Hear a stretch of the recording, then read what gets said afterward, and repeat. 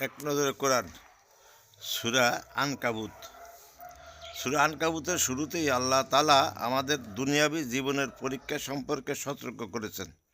মানুষ কি মনে করেছে আমরা ঈমান এনেছি বললেই তাদেরকে পরীক্ষা না করেই ছেড়ে দেওয়া হবে? আর সূরাটির শেষে এই পরীক্ষার ব্যাপারে মুমিনদের জন্য এসেছে সাহায্যের সুসংবাদ।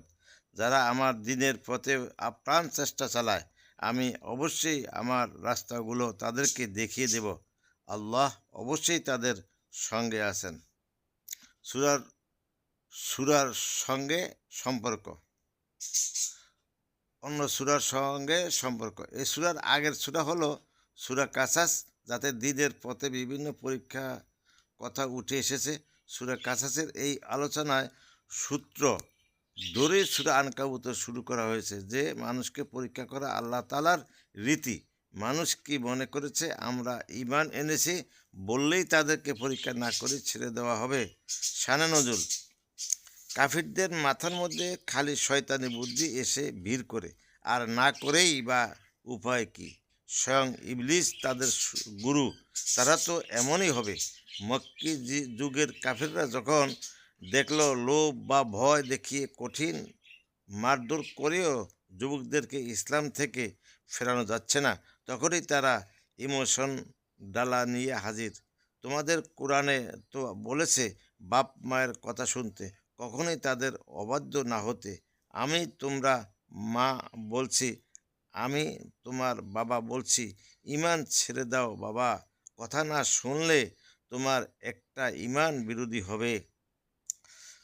নেতারা তখন চুপ করে বসে নাই।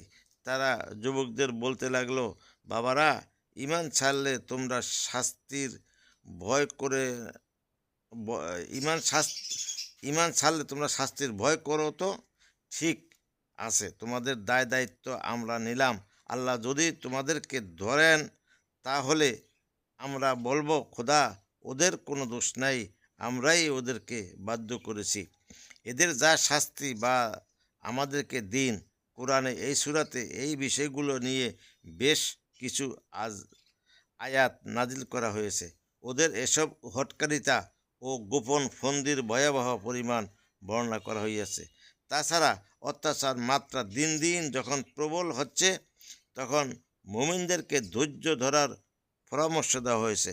আর একেবারেই না পারলে দেশ ছেড়ে হিজরত করতে বলা হয়েছে। তবুও কোনোভাবে ঈমান ছাড়া যাবে না, কারণ এই যে শাস্তি তা বহন করার ক্ষমতা কারোরই নাই।